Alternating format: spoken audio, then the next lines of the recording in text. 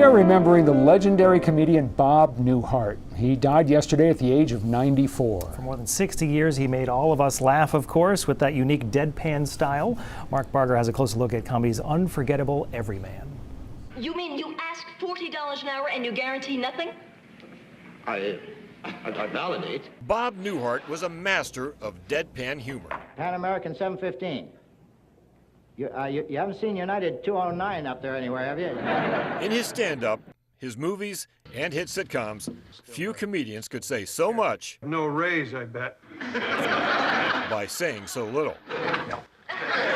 It's a comic legacy far removed from Newhart's days as a Chicago accountant. People kept telling me, you're funny, you ought to go to New York. And so I said, I'm going to give this a shot. In 1960, the button-down mind of Bob Newhart became the first comedy album to top the Billboard charts. It also won Grammys for Best Album and Best New Artist, making Newhart a star. I figured it'd be over in about 5 years. I figured the American public would be onto me by that time. But he became even more popular in the 70s with the Bob Newhart Show, and later, I'm Larry, this is my brother Daryl, that's my other brother Daryl, as a Vermont innkeeper on Newhart, a show which had one of TV's most memorable finales. Knocked unconscious by a golf ball, Newhart woke up next to his wife from the earlier comedy, Suzanne Plachette, and realized the second show had merely been a strange dream. You really should wear more sweaters. More recently, a lot of people down south don't believe in Santa Claus. What? Elf introduced Newhart to a new generation of fans. What is this? And a guest appearance on The Big Bang Theory brought his first Emmy. Milestones in a long career that saw Bob Newhart turn small moments of unease and uncertainty into comedy. I liked a straight man who didn't laugh. Mark Barker, NBC News.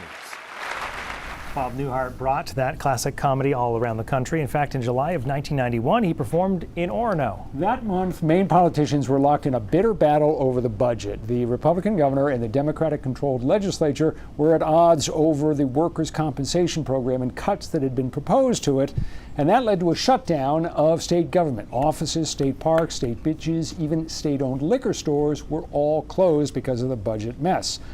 Lots of people were frustrated, and they loved it when Bob Newhart had a little fun with the issue. It's great being here. I had a great time today. I went to the FAA facility, and it's, of course, a federal office.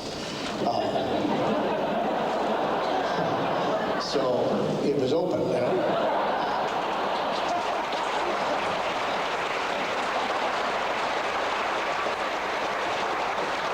Because that could be disconcerting, you know, if you're flying in and you're down around 5,000 feet, and then you call the tower and they say, hi, we're not in right now.